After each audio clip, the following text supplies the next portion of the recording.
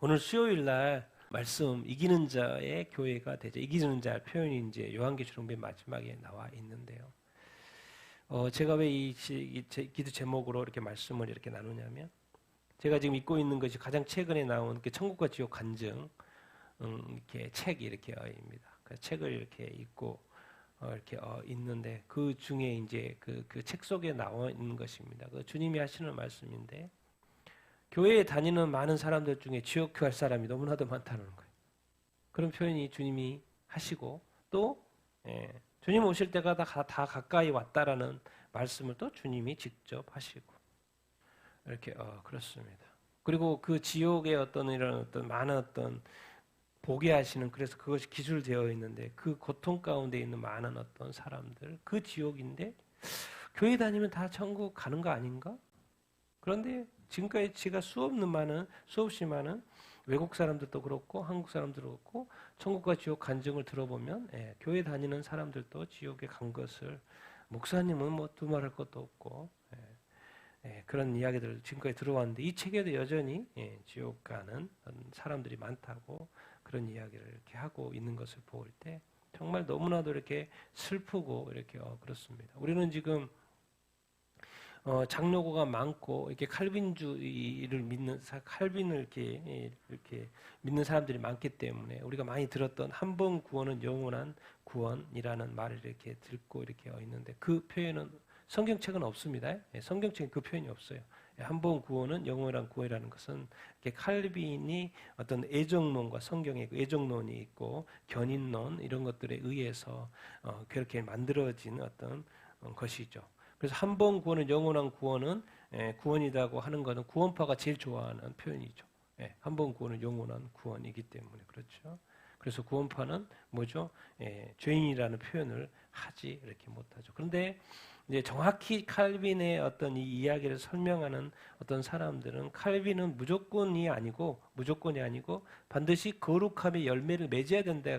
맺음으로써 영원한 구원이 된다라고 이렇게 가르쳐 주고 있고 그 개혁주의 많은 목사님들이 설명하는 게 그런데 근데 우리가 지금 많이 왜곡돼서 그것을 이제 이해하고 있기 때문에 이렇게 그렇죠. 우리가 이렇게 예수님을 믿고 구원 받았는데 이렇게 어떻게 보면 믿음의 어떤 구원의 감격 가운데 사는데 여러분 성경에 처음 보면은 믿으라고 그래놓고요. 성경의 맨 끝에 가면 이기는 자가 되어야 된다고 말을 하게. 왜 이런 차이가 이렇게 있는지 우리가 한번 오늘 말씀을 통해서 한번 보도록 하겠습니다. 제가 이제 글을 전체로 이렇게 쭉 썼는데 이것을 좀 더 쉽게 표현하기 위해서 자꾸 이렇게 표로 만들어봤어요. 그래서 오늘 계속 표를 보면서 설명을 제가 좀 이렇게 할 텐데 성경은 역사서, 시가서, 예언서가 이렇게 있죠. 역사서는 과거 역사 기록을 이렇게 하는 것이죠. 근데 시가서는 뭡니까? 지혜로운 삶을 말하는 거예요. 지혜로운 삶에 대해서. 욥기를 보면 고난의 삶도 고난, 삶이 고난일 수 있다. 고난, 극한의 고난에 대해서 설명을 해주고 이렇게 있죠. 현재의 삶, 우리가 사는 삶. 그리고 시편이나 자면이나 이렇게 전도서나 무엇을 이렇게 가르쳐 이렇게 주고 있습니까? 우리 삶이 지혜로운 삶이 되어야 된다라는 것을 늘 가르쳐 주고 있고 아가서 솔로몬과 술라미 여인의 어떤 결혼 그리고 보면은 결혼 나중에 우리 예수 그리스도와 우리가 결혼하는 그런 것들 그리고 이제 항상 성경에는 또 잊지 않고 예언서가 있어요. 예언서 뭘 다뤄요? 예언서는 이렇게 미래를 이렇게 다루는 것을 이렇게 볼 수 있겠습니다. 구약에도 예언서가 있고 신약에도 미래에 대한 예언이 이렇게 있죠. 그래서 이렇게 창세기 이를 이제 처음 첫 장 앞부분 이렇게 보면 창조가 있고 타락이 있고 또 뭐가 있습니까? 심판이 이렇게 있습니다. 여기서 심판은 홍수 심판이죠. 하나님께서 성경의 첫 부분에 성경 전체의 그림을 그려 놓아 주신 어떤 것이죠. 그래서 창세기, 창조, 타락, 어떤 심판의 어떤 그림. 그럼 도대체 하나님은 왜 이 세상을 창조하셨을까요? 궁극적으로 창조하셨을 때는 아담과 에덴 동산에서 얼마나 아름다운 교제를 했습니까? 그런데 타락하면서 하나님과의 관계가 어떻게 된 거예요? 단절이 됐죠. 그러니까 에덴 동산도 없고 관계도 단절됐으니까 하나님과의 만남이 있어요, 없어요? 만남이 없게 된 거죠. 그러나 성경은 미래적으로 자꾸 처음부터 설명을 해주죠. 다시 관계가 회복이 될 거라는 거. 그래서 길게는 가까이는 이스라엘 백성을 이집트에서 구원하는 그런 일이 있고, 또 멀리는 예수님이 이 땅에 오셔가지고 모든 민족과 가까이 관계를 회복하는 그런 어떤 그림 이렇게 있는데요. 궁극적으로 우리가 이제 신앙생활이 뭔가 하나님과의 관계입니다. 하나님과의 관계. 자꾸 교회 다니는 것이 신앙생활이라고 착각하고 있는 것인데, 교회 다니는 것을 이제 종교생활이라고 하면 다 다른 데도 다 가요. 종교. 근데 우리는 기독교를 항상 생명의 종교라고 그러죠. 살아있는 종교예요. 다른 데는 죽어있는 우상이에요. 거기 가서 갔다 오면 되는 거예요. 그게 신앙생활이에요. 그런데 우리는 뭐예요? 살아계신 하나님과의 관계예요. 그러니까 교회에 왔다 그래서 뭐 예배 자리에 앉아 있다고 하나님 받으신 게 아니죠. 그래서 영이신 하나님을 영과 진리로 예배하는 자를 찾는다고 하는 것처럼 영과 진리로 예배하지 않는 자가 있다라는 거예요. 근데 진짜로 영과 진리로 이렇게 예배하는 자를 찾는다는 것이죠. 뭔가 그래서 이 기독교인들은요 너무 이렇게 하나님과의 만남 가운데 살기 때문에 뭐요? 기쁘고 즐겁고 감사하게 이렇게 살 수 이렇게 있어요. 그래서 우리의 신앙생활이 내가 왜 교회 가지? 하나님 때문에.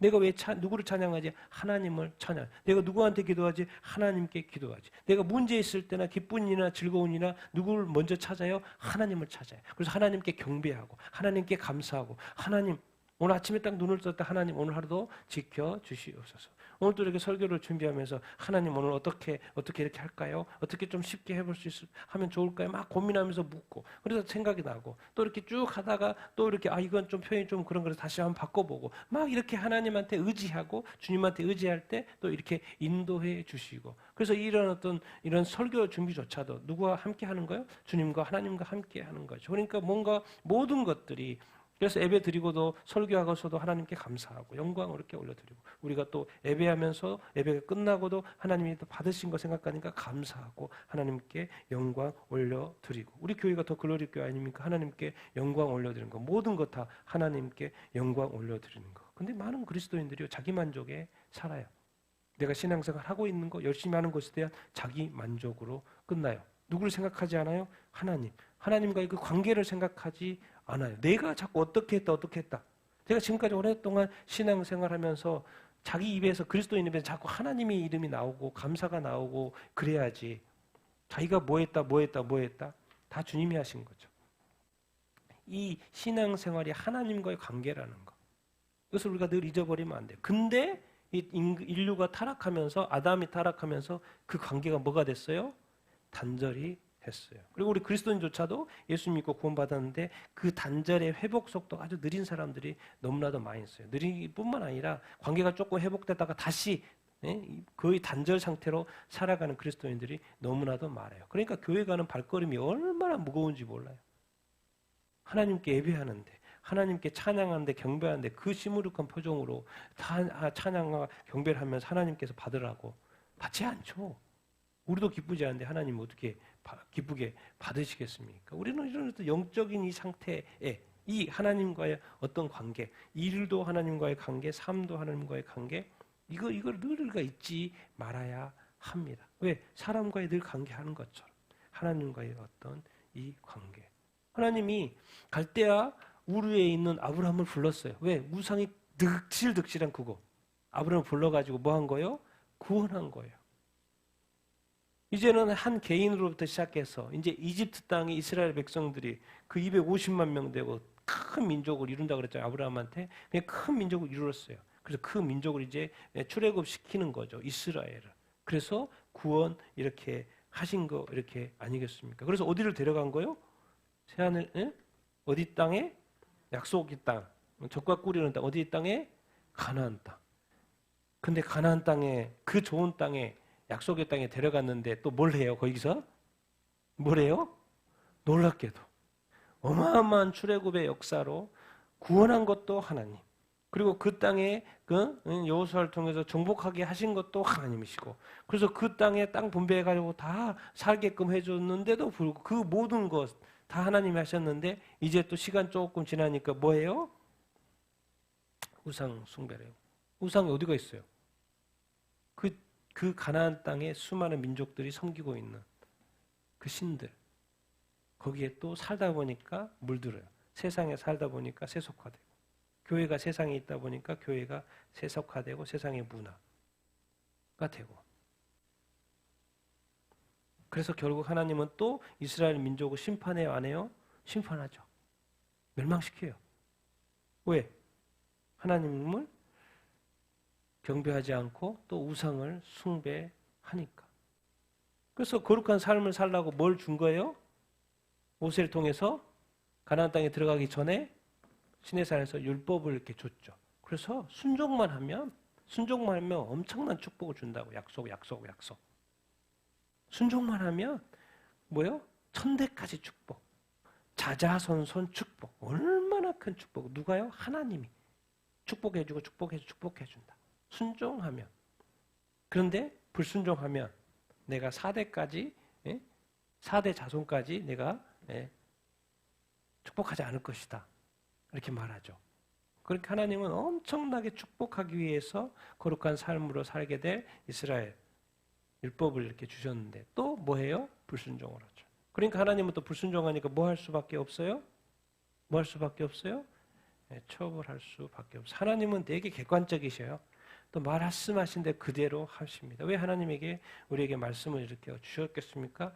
그 말씀을 뭐 하라고? 지켜 이렇게 행하라고. 근데 그 지켜 행하는 것이 뭐예요? 안 그렇게 그 말씀을 안 주셨으면 우리가 다 어떻게 살아가요? 세상 방식으로, 세상의 것들로. 우리가 세상에 태어났고요. 세상의 문화로 태어서 그것이 익숙해져 있잖아요. 그러니까 우리가 의지적으로 하나님의 말씀을 보지 않고 순종하지 않으면요, 자동으로 어떻게 될까요? 세상의 방식으로 따라가고 하나님께는 불순종이 되겠죠. 그러니까 이사야, 우리가 이제 성경의 축소판이라는 그 이사야서 66장으로 되어 있고 3927 구약 27 신약 27 이런 식으로 나눠져 있죠. 근데 이제 앞 39장에 보면은 항상 무슨 이야기가 나와요? 39장에 뭘 예언하고 있어요? 주변에 이스라엘 민족의 주변의 모든 민족을 뭐 할 것이다? 심판한다는 이야기 나와요. 그런데 놀라울 것은 주변에 있는 민족만 심판한 게 아니라 누구까지도 심판한다는 거예요? 하나님이 구원하신 이스라엘 민족도 뭐 한다? 심판한다. 왜 심판해요? 주변의 민족이 뭐 했어요? 우상 숭배하고 죄악이 가득해요. 그런데 놀랍게도 이스라엘 백성도 뭐예요? 우상하고 죄. 그러니까 똑같은 거예요. 그러니까 이스라엘 백성이 우상을 숭배하고 죄악 가운데 있고 그러는데 심판을 이스라엘 백성은 안 해요? 그냥 이방 민족은 원래부터 우상 숭배하는데 이 사람은 나쁘고 그러니까 하나님은 심판하고 이스라엘 백성은 선민이니까 우상 숭배를 해도 죄악 가운데 있어도 범죄를 저질러도 죄를 저질러도 악행을 저질러도 심판하지 말아야 되나요? 네, 하나님의 원리상 그렇게 하실 수가 없죠. 죄악 가운데 있으면 뭘 해야 돼요? 심판을 해야 되는 것이죠. 그러니까 우리가 자꾸 이렇게 착각하는 게 우리 그리스도인들이 착각하는 게 우리가 예수님을 믿고 하나님을 이렇게 믿는데 그래서 하나님의 백성이 됐는데 나는 무조건 무슨 죄를 지어도 잘 될 거야? 잘 될 거야? 그렇게 생각하면 이렇게 안 되죠. 우리가 거룩한 삶을 살기가 쉽습니까? 어렵습니까?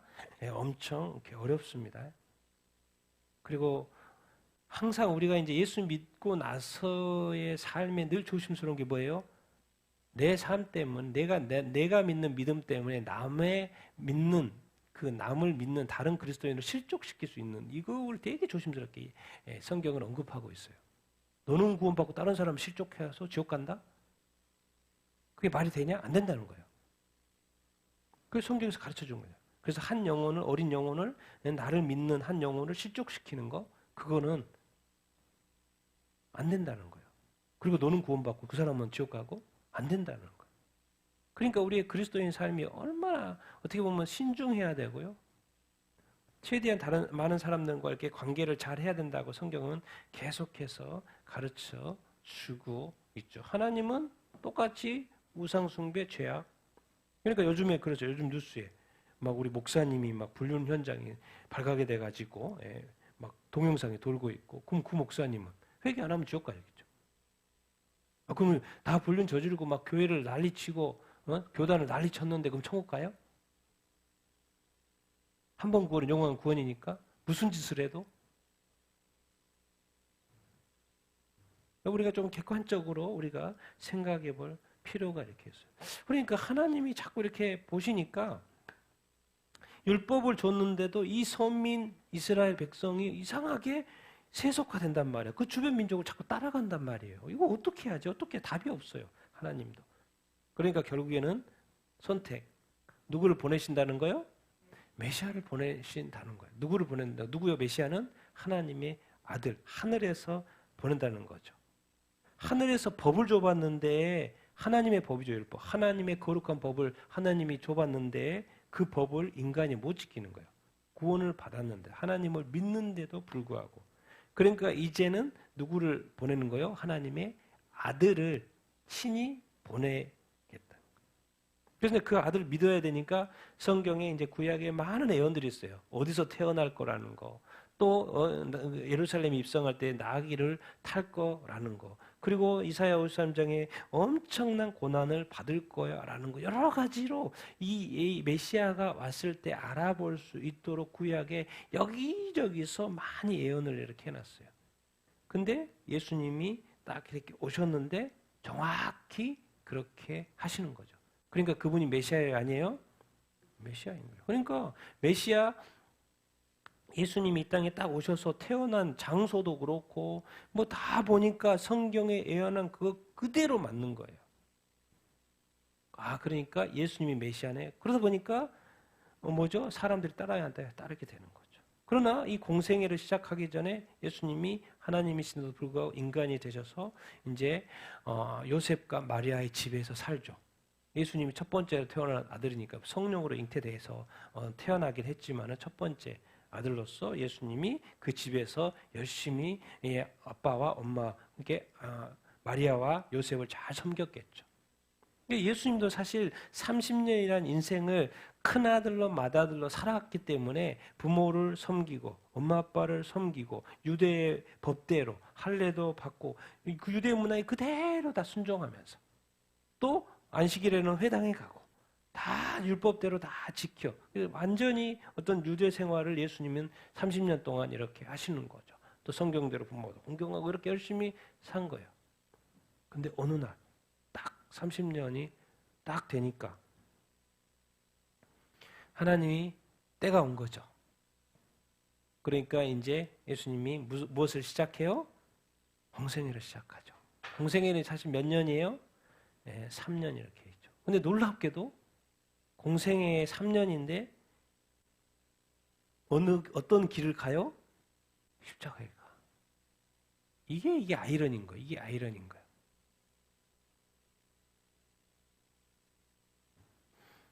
요즘 이렇게 뉴스에 나오죠.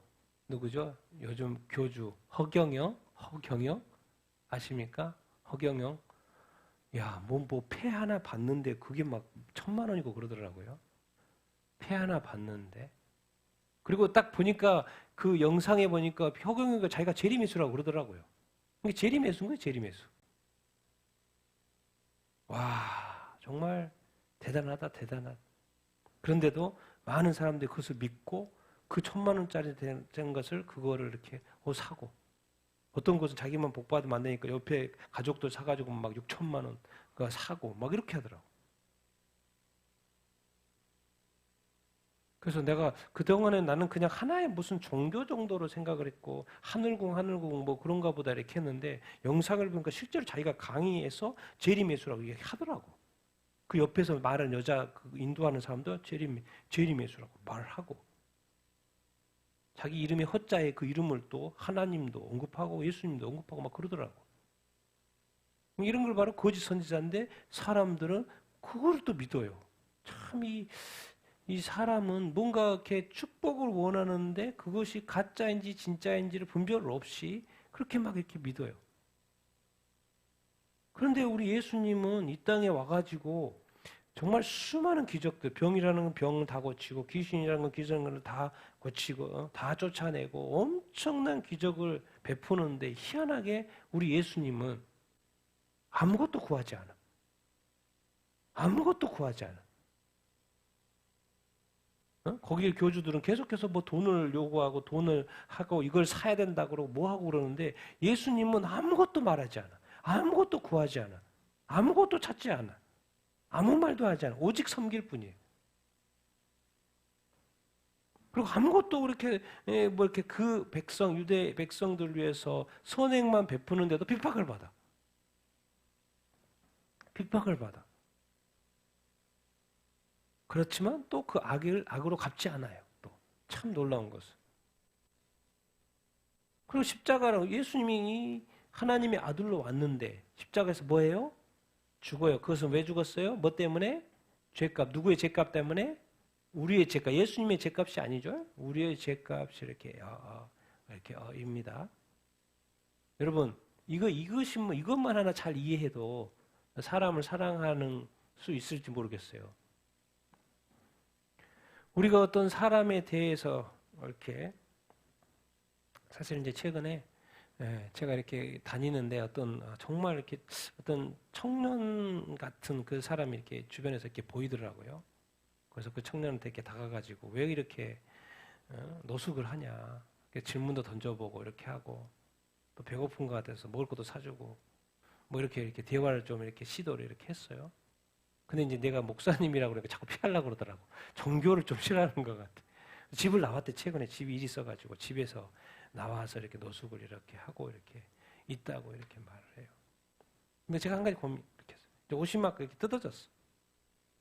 제가 이제 고민해봐요. 저는 이제 딱 이제 목사기 때문에 딱 지나가는데 좀 오기 그러니까 사실 옷도 사다 주고 저기 옷집에 가가지고 옷도 좀 사다 주고. 왜 제가 지나칠 수가 없죠. 왜? 불쌍하니까. 어찌할 바를 모르고 있는 것 같아서. 이런 거죠. 뭔가 이렇게 누군가를 이렇게 관심을 갖고 긍휼히 이렇게 여긴다는 그 마음이 도대체 제가 어떤 잘나서가 아니고 제가 지금까지 받은 하나님의 그 사랑이 뭐죠? 그 청년한테 뭐 하게 되기를 원하는 거예요? 그 종교 때문에 자꾸 이렇게 멀리 하려고 해도 나는 내가 할 일을 하는 거죠. 선행을 베푸는 것이죠. 그게 항상 그 어떤 상대가 다 이렇게 온전해서 사랑하는 게 아니죠. 부족하니까 사랑하는 거죠. 또 부족하니까 사랑이 필요한 거고. 예수님은 온전해요.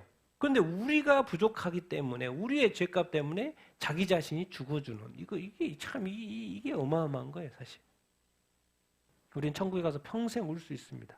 평생 기뻐할 수도 있는데 평생 울 수 있어요. 나 같은 죄인을 위해서 예수님이 십자가에 못 박혀 죽었다. 근데 이것이 슬픔으로 끝날 것 같은데 다시 뭐예요? 예수님은 하나님은 십자가 이 땅에서의 인간의 죄값을 치르기 위해서 이 땅에 오셨지만요. 하나님이 가만히 안 놔둡니다. 다시 죽지만 뭐예요? 하나님이 어떻게 해요? 살려내죠. 하나님의 아들이니까 당연히 살려내겠죠. 부활. 그래서 뭘 깨신 거예요? 사망, 권세. 이게 누구의 권세이기 때문에? 마귀의 권세이기 때문에. 그리고 즉시 이제 40일 후에 바로 하나님이 끌어올리죠. 어디로요? 하늘나라로. 수고했다 그랬겠죠. 하나님이 딱 올라왔으니까. 수고했다. 고생했다. 33년. 하나님인데도 불구하고 인간이 돼서 그 고통, 고난, 그 십자가 당하고 피 흘리고 그거 다 순종하느라고. 근데 놀랍게도 이 모든 이 과정 가운데 예수님이 하신 그 행동은 하나님이 하실 것처럼 했다는 거예요. 교만하지 않고 거만하지 않고 악을 악으로 갚지 않고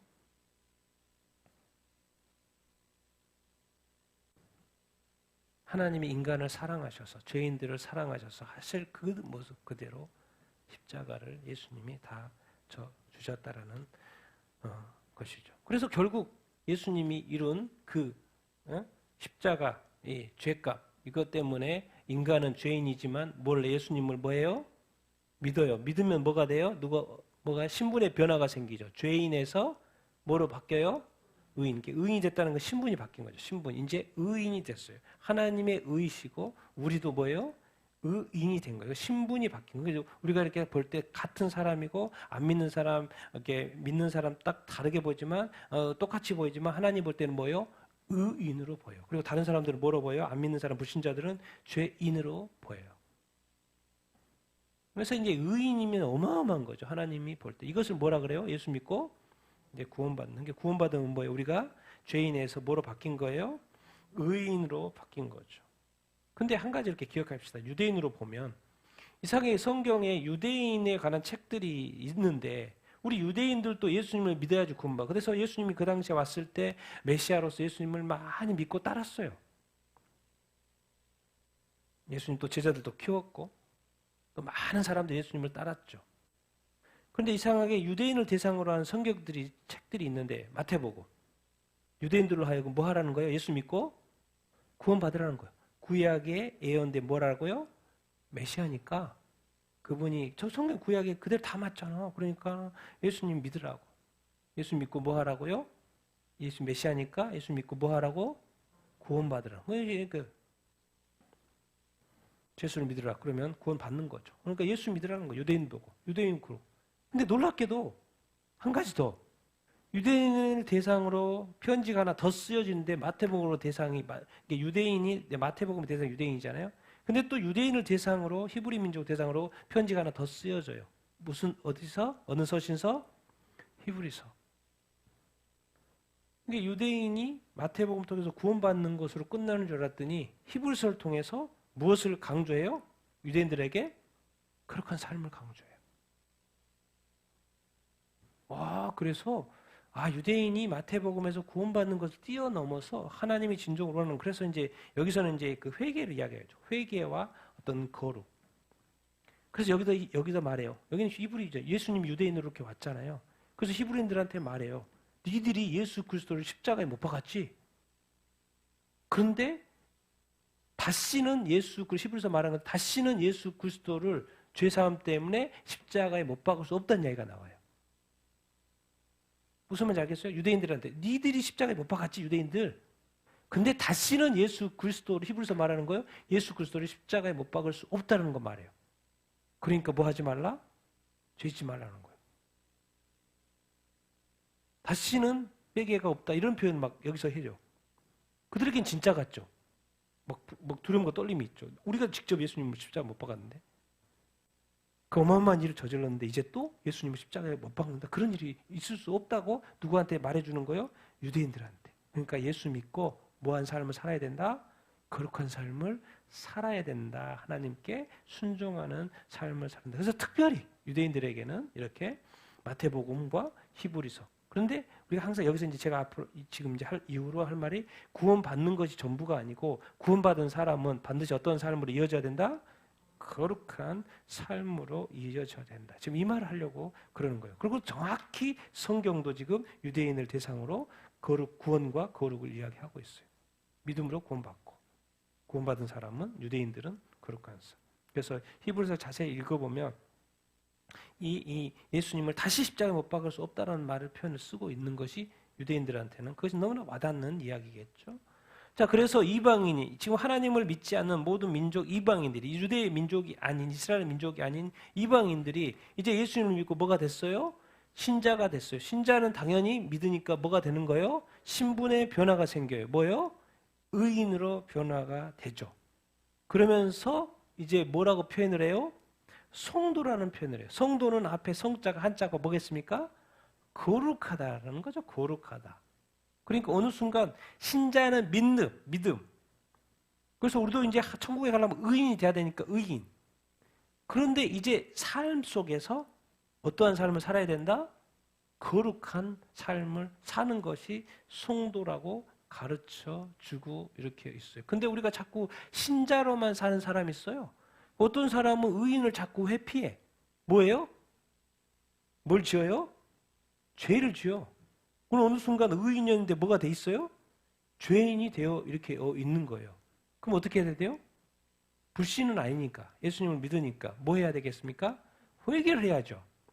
성령이 우리 안에 계시기 때문에요. 이게요. 이 성령님이 우리가 죄를 지을 때 가만히 있을 수 있을까 없을까요? 없었어요. 그러니까 자꾸 근심하죠. 그리고 우리한테 사인을 줘요. 빨리 뭐 하라고? 회개하라고. 그러니까 우리가 성령과 가까이 지내면 지낼수록 성도의 삶, 거룩한 삶을 우리가 살 수 있어요. 왜 우리가 거룩한 삶을 살지 못합니까? 성령님과 뭐하지 않기 때문에, 가깝지 않기 때문에 그래요. 또 성령을 늘 추구하지 않기 때문에 그래요. 성령은 제가 오면 무조건 쳐내려고 하죠. 뻥 쳐가지고 쳐내려고 하죠. 그럼 우리가 충격을 탁 받아야죠. 이 죄 때문에 예수님이 십자가 못 박아 죽겠는데 또 내가 십자가를 예수님 십자가 안 되지. 빨리 회개하고 이렇게 해야 된다고 이렇게 이런 반응이 돼야 되는데 우리가 그렇게 반응합니까? 반응을 안 하죠. 그러니까 성령님이 뭐 한다는 거예요? 근심한다는 거예요. 근심한다라는 거예요. 해야 됐는데 말을 해도 안 듣네. 그 말인 거예요. 신자라는 게 뭐예요? 이거는 이제 예수 그리스도 헬라어입니다. 그래서 예수님의 제자인 거예요. 예수님과 관련해서는 제자. 하나님과 관련해서는 누구? 하나님의 자녀. 성령님과 성령님과 관련해서 누구요? 뭐라 그래요? 자꾸 표현을 뭐라 그래요? 성전. 성령님이 우리의 몸 성전 안에 뭐 한다? 거한다. 왜 거해요? 왜 성전이에요? 거룩한 성전, 거룩한 삶, 성도니까. 그러니까 성령님이 우리 안에 거하심으로 말미암아 우리가 성전이 되고 성전, 거룩한 성전은 당연히 뭘 요구가 되겠어요? 어떠한 삶을 살아야 되겠어요? 성도의 삶을 살아야 되겠죠. 그럼 뭐예요? 성령이 우리 안에 거하심으로 말미암아 거룩하고 그리고 또 우리도 성도, 거룩한 삶. 그러니까 우리가 거룩하게 살게끔 해주는 분이 사실은 누군 거예요? 성도. 제자로서는 어떤 사명을 감당하는 것이고 예수 그리스도가 사명을 주셨잖아요. 너희는 가서 모든 민족에 복음을 전하라. 또 여러 가지 어떤 사명들, 말씀들을 하셨잖아요. 제자로서의 온전한 삶을 살아야지요. 그리고 우리가 항상 신분은 이 땅에서 살지만 또 하나님의 자녀인 것을 늘 기억하면서 살아야 하죠. 근데 이 땅에서 이 죄악, 타락한 이 세상 속에서 어떻게 살아야 되나? 비록 이 땅에 살지만 우리는 뭐다? 거룩한 존재라는 거예요. 그러니까 거룩한 성도로서의 삶을 살아야 된다는 거죠. 근데 이제 문제는 우리가 신자가 됐지만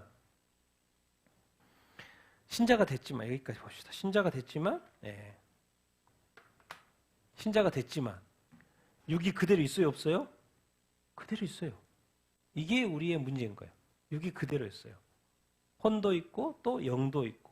이게 영이 제일 좋은 거죠. 성령으로 거듭나서 우리가 영적인 존재가 됐고 이 혼적인 이 지정의 부분도 그대로 이렇게 있고. 그래서 성경에 자꾸 지식에까지 새로워졌다는 말을 자꾸 쓰는 거예요.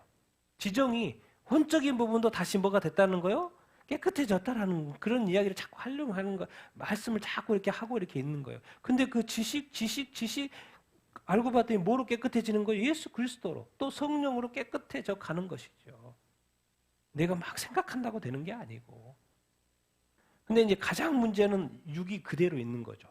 그러니까 육적, 욕정, 정욕 이것이 작동을 할까 안 할까요? 작동을 한다는 거예요. 그래서 우리가 이제 성경에 자꾸 표현하는 말이 겉사람, 속사람 이야기 하잖아요. 겉사람은 뭐겠습니까? 옛날 습성에서 자라는 그 애차, 자기 중심적이고 이기적인 그런 어떤 자기만, 자기 유익만을 구하는 이 겉사람의 이 모습에 살다가 딱 이제 뭔 표현을 쓰냐면 애차하더니 속사람 됐을 때는 뭔 단어를 써요? 새 영, 새 사람. 새 사람도 있는데 또 자꾸 뭘 붙여요? 어떤 새 영. 그러니까 성령으로 거듭났으니까 우리가 이제 영적인 존재가 되고 우리의 영이 새롭게 된 것이죠. 우리의 어떤 속사람. 속사람은 근데 보여요? 보이지 않아요? 보이지 않죠. 그런데 이제 한계가 있어요. 우리 인간에겐 한계. 인간에겐 한계가. 여전히 뭘 가지고 있다는 거요? 육을 가지고 있기 때문에 악한 마귀가 우리의 영적으로도 공격하겠지 항상 어디 쪽을 틈탈까요? 우리에게 너무나도 익숙한 어디 쪽을 틈탈까요? 육 쪽을 틈탈. 그래서 이제 갈라디아에서 가르쳐 준 게 이 육의 이 소욕하고 성령의 소욕이 늘 뭐 한다? 싸운다는 거예요. 마귀가 항상 어느 쪽으로 틈타기 때문에 이쪽으로 이렇게 틈타기 때문에 그렇습니다. 왜? 우리가 육의 한계, 아직 부활체 몸을 입지 않은 상태, 육의 이 한계, 그리고 우리는 늘 육의 이 습관에 살아왔기 때문에 늘 젖어 있어요. 그러니까 늘 쉬워요. 금방 이것을 해요. 왜? 습관이 돼요. 이렇게 있기 때문에. 영적 습관은 아직 잘 안 들어져 있는데 이 육적 습관은 그대로 들어있기 때문에 그렇습니다. 그러니까 이제 문제가 뭐냐면 우리가 신자가 됐어요. 예수 믿고 구원 받았어요. 이제 뭐가 시작이 된 거예요? 구원 받았으니까 뭐가 시작이 된 거예요? 구원의 여정, 이제 구원 여행, 이제 크리스찬이 우리 철로 역정에 보면 크리스찬이 뭘 시작해요? 여행을 시작하잖아요. 어디를 향하여서? 천국을 향해, 천국에 입성하기 위해서 천국을 향해서 여행. 우리 이제 2단계. 예수 믿고. 천국의 여정, 철로 역정. 근데 이제 여러분 철로 역정 아시다시피 책을 읽어봤고 또 영화도 이렇게 보고 그랬으니까 그게 쉬워요, 안 쉬워요? 엄청 안 쉬워요. 별의별 유혹들이 다 그 구원의 여정 가운데에 있는 거예요. 그러니까 철로 역정 힘들다니까요. 천국까지 가는 것이 길이 쉽지 않아요. 이 구원의 여정 쉽지 않은데 근데 알고 봤더니 그 구원의 여정이 성경에서 자꾸 가르쳐줘요. 놀랍게도 그 구원의 여정이 뭐다? 십자가에 이르는 거예요. 이걸 어떻게? 뭔가 예수 믿으면 뭔가 다 잘 될 줄만 알았는데 그게 또 알고 봤더니 그게 아니고 뭐예요? 어떤 길인 거예요? 예수님이 걸었던 그 길하고 비슷한 거예요. 그리고 예수님이 받았던 뭐가 있어요?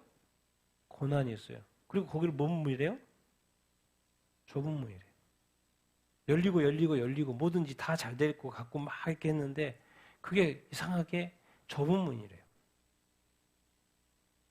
그러니까 구원에 받는 것까지는 좋았는데 구원 받고 이 구원의 여행은 쉬운 것이 사실은 아니다고 성경책은 가르쳐주고 있어요. 구원의 여정은 좀 더 쉽게 이렇게 해봅시다. 그러니까 신자의 삶은 이 구원의 여정은 성경은 이상하게 구약을 뛰어넘어서 신약에 딱 오니까 뭔가 이 부귀 영화에 대해서 이 누린 거에 대해서는 별로 관심을 안 가져요. 신약이 딱 넘어와서. 그리고 오히려 뭘 자꾸 이야기해요? 종말을 이야기해요. 처음부터. 예수님도 그렇고 신약 서신 내내 종말도 그렇고. 그랬더니 좀 더 가니까 뭐요? 1000년이 하루 같고 이런 말을 써요. 뭔 말이에요? 예수님 이 땅에 오신 것은 구원의 시작이 뿐만 아니라 뭐가 같이 시작이 된 거요? 종말이 시작이 된 것 같, 종말이 시작이 된 거나 마찬가지라는 거예요. 그러니까 이런 어떤 이 세상에서의 어떤 부귀 영화를 누리는 것보다도 이제 진짜 중요한 것이 있다. 그게 뭐라는 거예요? 천국 복음을 뭐 하는 거? 전파하는 거. 이것을 뭐라 그래요? 천국 복음을 왜 전해요? 영혼을 구원하려고. 그러니까 이제 자꾸 이제 어떤 이 신자의 삶이 구원받은 것은 좋았고 이것도 뭐 십자가의 길인 것 같은데 이 세상에서 추구하는 또 부귀 영화 보다도 이 복음을 전파하는 거. 뭔가 사명자의 삶이 아닌가라는 생각이 드는 거예요. 신자의 삶이. 그리고 이 부귀 영화의 이 모든 것은 다 어디에 앱이 있다? 천국에 앱이 되어 있다. 제가 지금 이렇게 천국과 지옥의 어떤 간증 이야기 이렇게 지금 책을 읽고 있지 않습니까? 그러니까 막 거기에는 막 어마어마한 막 집들이 있고 누구 집은 막 어마어마하고 막 누구 집은 조금 어마어마하지 않고 막 각양각색의 어떤 집들이 이렇게 있는데 그 집이 어떻게 지어지는 거? 이 땅에서 삶으로 지어지는 거예요. 그런 표현을 쓰더라고. 이 땅에서 어떻게 사느냐에 따라서 그 집이 더 크게 지어지고 적게 지어지고 지금도 지어지고 있다라는 거예요. 그러니까 우리가 그렇게 생각하면 우리가 하나님의 뭘 말씀하시는지 무엇을 명령하는지에 대해서 아주 우리가 귀 기울일 필요가 이렇게 있는 거. 우리가 영원히 사는 곳이 중요하지. 잠깐 사는 이 세상이 중요합니까? 그런데 그 영원히 사는 것을 결정하는 것이 잠깐 사는 삶이 중요한 것이 결정한다는 거예요.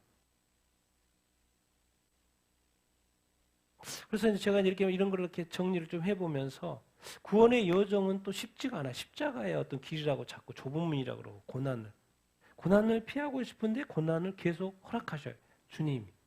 자꾸 이렇게 훈련 차원에서도 그래. 여러 가지 이유 때문에 그래요. 물어보면 알려주죠. 왜 이런 고난을 나에게 허락하십니까? 주님이 다 가르쳐 줍니다. 왜 안 가르쳐 줄 거라고 생각하십니까?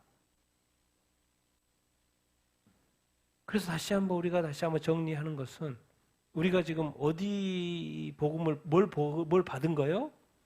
천국의 복음. 이렇게 받았는데 우리가 다시 한번 이 신자의 삶은 어떤 이 세상에서의 어떤 누림보다도 뭔가 하나님 나라의 어떤 복음을 전파하는. 그래서 때마다 일마다 이 사도 바울이 누구죠? 디모데에게 말하는 게 때를 얻든지 못 얻든지 그 말씀을 전파하라. 복음을 이렇게 전파하라. 예수님도 모든 민족에 가서 복음을 전파하라. 한 영혼을 구원하는 것이 천하보다도 귀하다. 막 이런 이야기. 그래서 그 천국과 지옥 간증에서 한 영혼이 구원받으면 막 천국에서 난리가 나고 막 춤춘다고 막 그런 어떤 이야기. 그러니까 이 땅에서의 그 한 영혼을 구원을 위해서 늘 어떤 사랑하고 섬기고 그 영혼이 실족하지 않도록 계속해서 하는 거. 이런 관점에서 보면 제가 지금 너무 이것을 정리하면서 감사했어요. 영혼 구원의 관점에서. 제가 2001년도 9.11 테러 사건으로 말미암아서 하나님이 저보고 그렇죠. 너 이제부터는 직장 그만두고 선교사의 삶을 살아야 된다라고 말씀했던 그게 생각나는 거예요. 그러니까 주님이 나를 뭐 해주는 게 감사한 거예요? 불러준 것이 너무 감사한 거예요. 그리고 지금까지 많은 어떤 선교지와 또 이렇게 이주민들에게 복음을 전하기 위해서 살았던 삶이 너무 감사한 거예요. 만약에 불러주지 않았으면 그대로 삶을 살았을 것인데 또 이런 관점에서 또 생각을 해보니까 주님이 나를 불러주셔서 그 일을 내가 또 순종했다는 것이 너무 감사한 거예요. 야, 하나님은 나를 복주려고 하시는구나.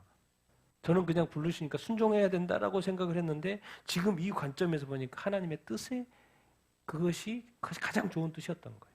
놀랍게도 근데 그것을 제가 아무 생각 없이 그냥 그런 줄 알고 바로 순종했다는 거예요. 즉각 순종하고 어느 순간 벌써 뭐예요? 2001년도니까 24년째가 되는 거예요. 그냥 횟수로.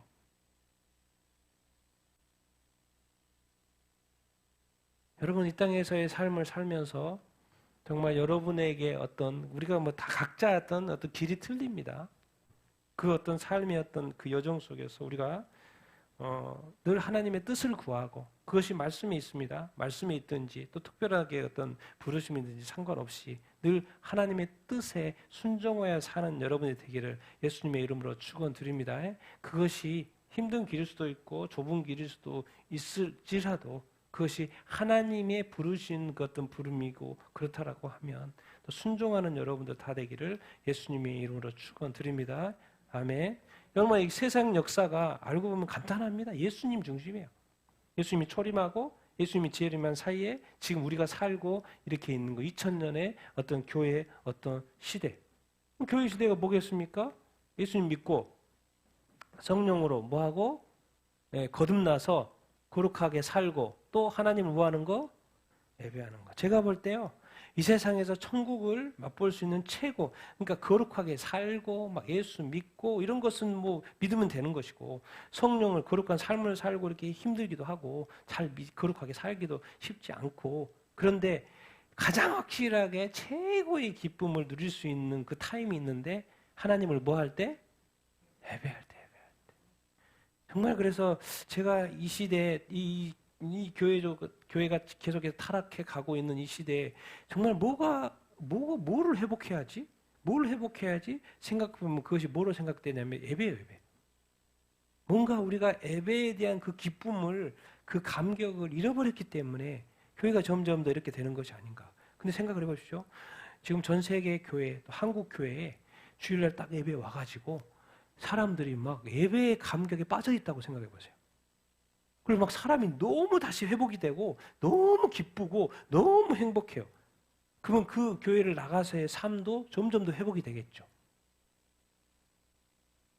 그러니까 하나님을 가장 가까이 만날 수 있고 가장 회복이 빠르고 가장 그 어떤 천국을 가장 가까이 근접해요 느낄 수 있는 부분이 제가 볼 때는 이 시대에도 가능하고 지금도 가능한 게 그게 바로 뭐냐면 예배라는 생각이 들어요.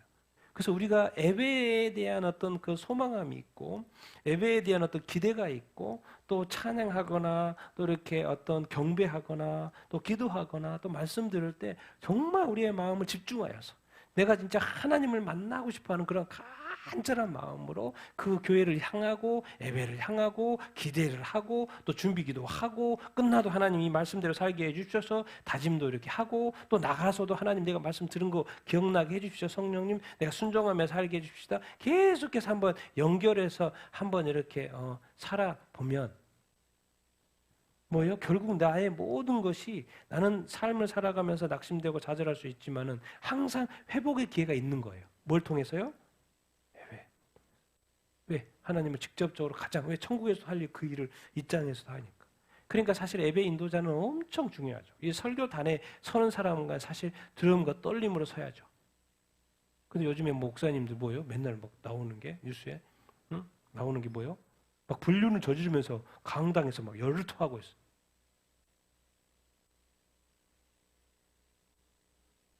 정말 이렇게 슬픈 이야기죠. 슬픈 이야기. 한국이나 미국이나 지금 큰 교단에 큰 교회 목사님들이 오래 사역한 목사님들이 다 불륜으로 다 넘어지고 그런데도 상관없이 예배 인도하고 있고 설교하고 있고 그럼 성도들이 지금 어떤 예배의 감격에 빠지는지 안 빠지는지 본인 자체가 죄 가운데 빠져 있는데 자기 자신이 드리는 예배조차도 하나님이 받고 있지 않은데 성도들이 예배를 온전히 드린 거에 대해 관심이 있겠습니까? 관심은 있을 수 있죠. 자기 자신을 드리는 예배조차를 받지도 않고 있는 그 현실 가운데 그러니까 예배가 자꾸 이렇게 매너리즘에 빠지고 그래서 다시 한번 제가 이렇게 축원하고 싶은 것은 여러분의 예배가 정말 회복되게 되길 바랍니다.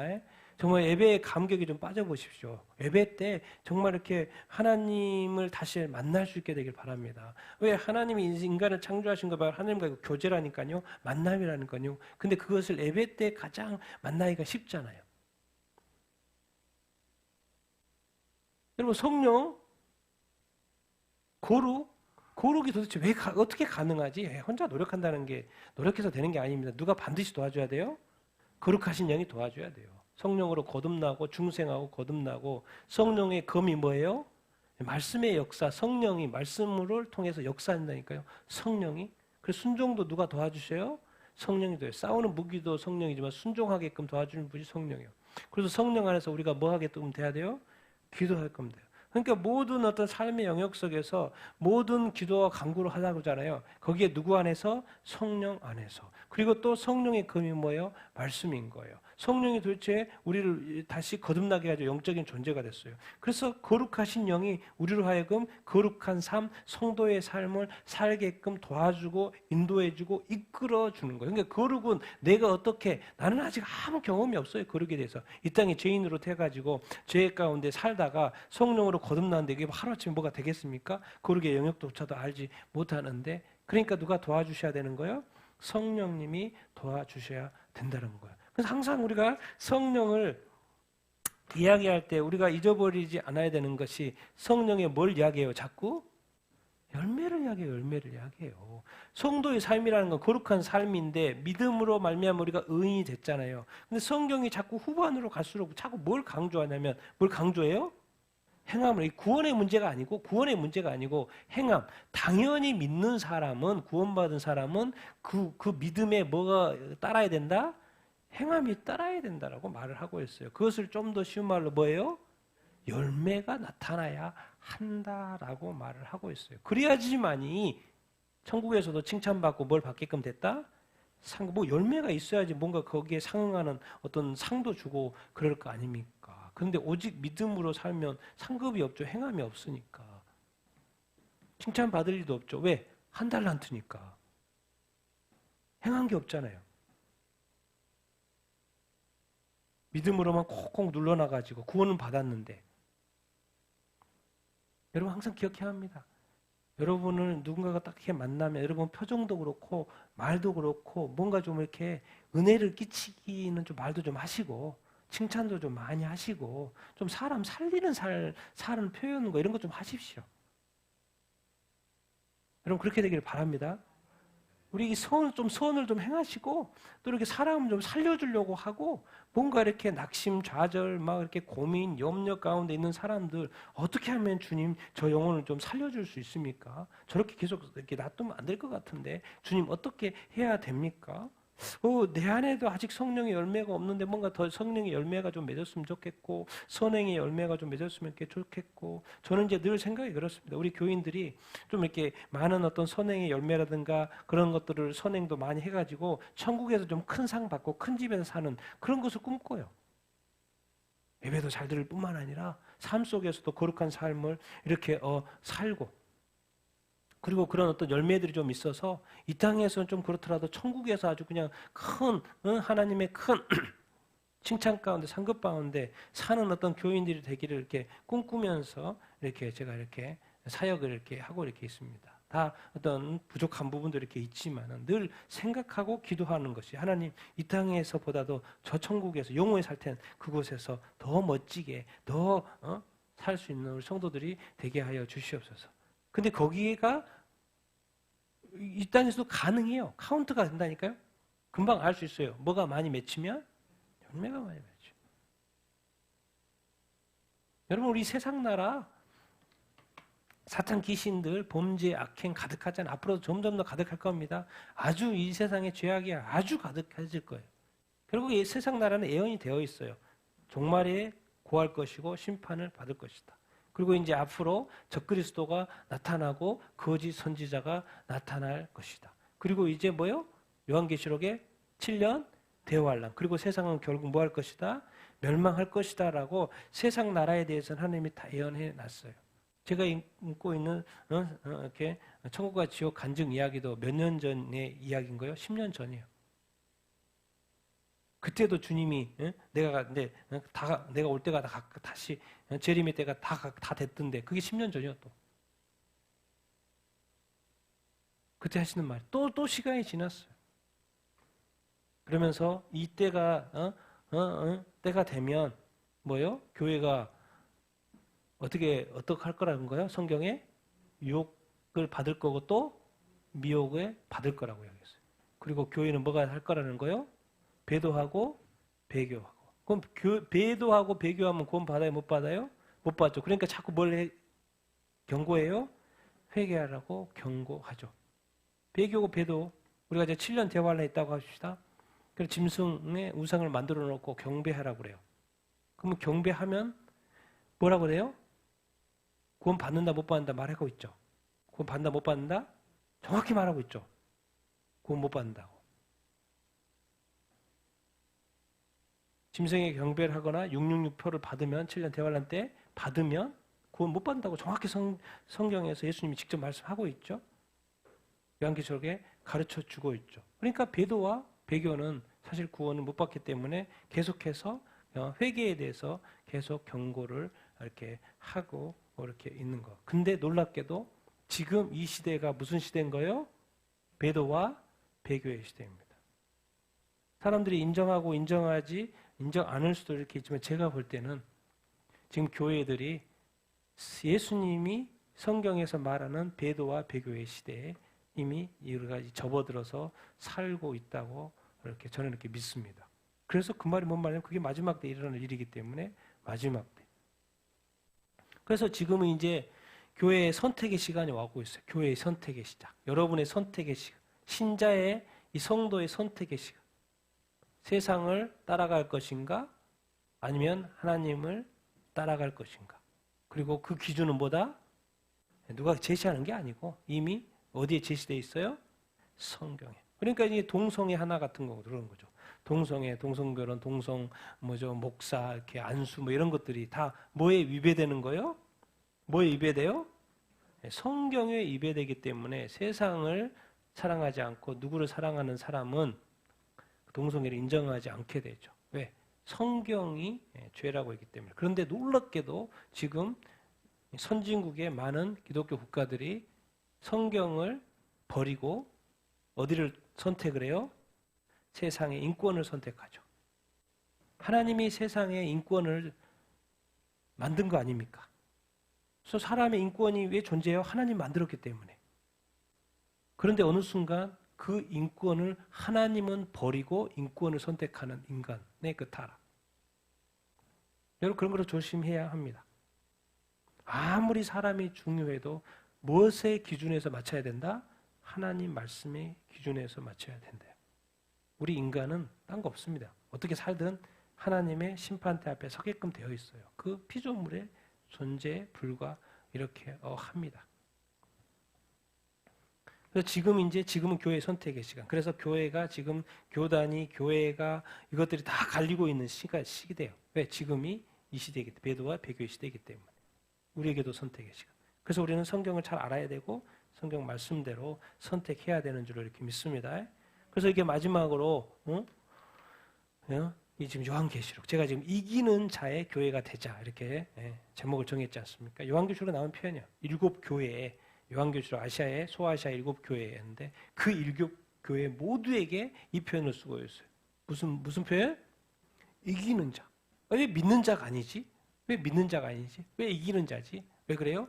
요한계시록에 쓸 때 뭐가 있었어요? 로마 시대에 엄청난 박해가 있었습니다.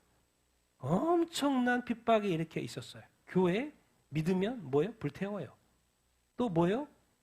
죽여요. 사자밥이 돼요. 사도 요한조차도 지금 끌려갔어요. 어마어마한 이 세상 속에서의 교회로서의 성도로서의 이 핍박과 저기가 이렇게 있어요. 근데 많은 사람들이 배도를 하는 거예요. 무서워서 겁나서 살기 위해서 자기 목숨을 구하기 위해서 예수님의 믿음을 버리는 거예요. 그것을 지는 거라고 말하고 교회가 뭐가 돼야 된다? 그 모든 박해와 그 어려움 속에서도 지지 말고 뭐 해야 된다? 세상에 이기는 자가 돼야 된다. 그리고 니들이 헷갈릴 때 사람들은 헷갈릴 수 있잖아요. 성령이 계속 뭐 한다? 교회에게 말씀해 주신다. 그래서 7교회 계속 이 말, 이기는 자와 성령이 교회들에게 하신 말씀. 그러니까 교회와 성도는요 늘 같이 가는 거예요. 교회와 어떤 이렇게 신부, 그러니까 교회와 성도는 늘 같이 가야 되는 거예요. 저도 그렇고 여러분도 그렇고. 우리가 이제 사실 이런 감들이 많이 이렇게 떨어져서 그렇지. 신앙생활 하나님과 함께하는 거예요. 성령님과 함께하는 거예요. 이기는 자 어떻게 이길 수 있지?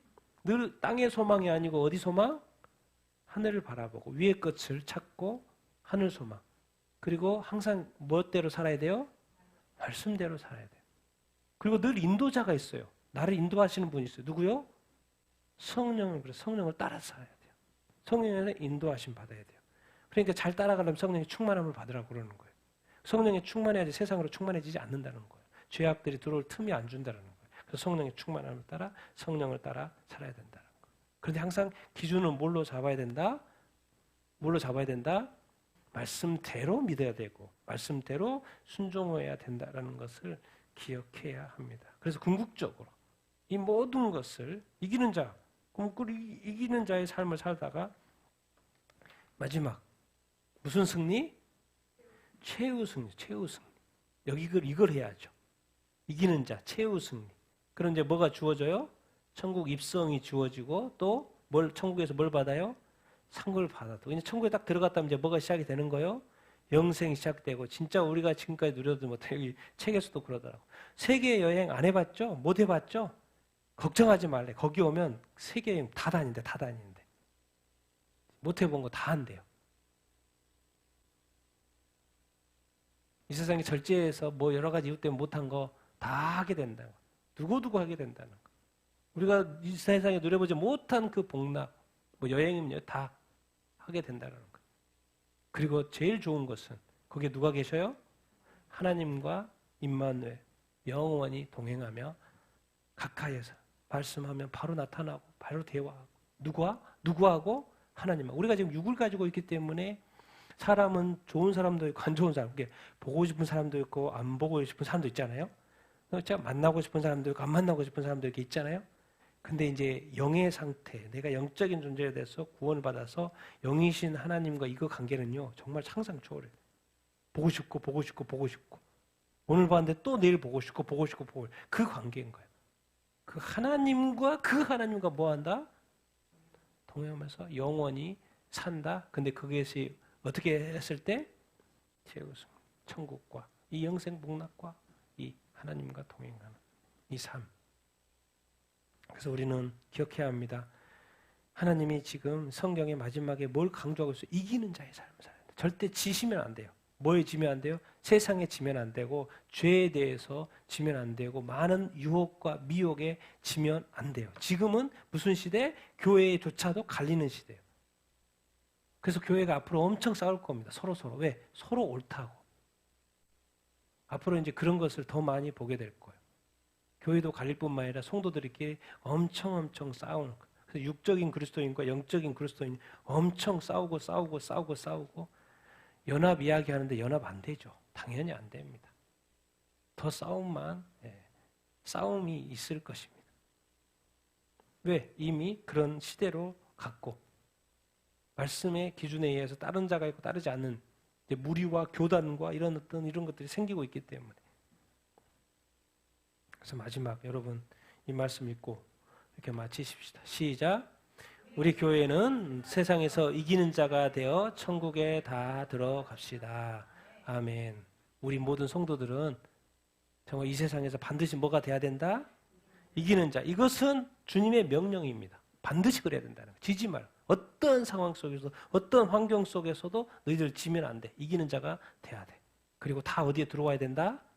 천국에 들어와. 내가 데려야 돼. 그래서 때가 되면 주님도 데려오러 오시겠지만은 그곳에 들어올 수 있도록 너희들에게 준비되어야 된다. 정말 우리를 향한 모든 좋은 것들이 다 준비가 되어 있는데 우리는 지금 이 거룩의 여정, 믿음의 여정, 구원의 여정 가운데 있다고 이렇게 기억하시고 그리고 우리는 그 여정 가운데 반드시 뭐가 돼야 된다? 이기는 자가 돼야 된다. 난 반드시 여러분들이 다 이기고 그 영원한 천국에 들어가서 하나님과 함께 영생 복락 누리면서 사는 여러분들이 다 되기를 예수님의 이름으로 축원드립니다. 이 세상은 다 지나가고 천국은 영원히 지나가지 않는 그곳, 영생 복락이 있는 그곳, 하나님 무엇보다도 하나님이 계시는 그곳 살아갈 수 다 들어갈 수 있게 되기를 이기는 자의 교회가 되기를 예수님의 이름으로 축원드립니다.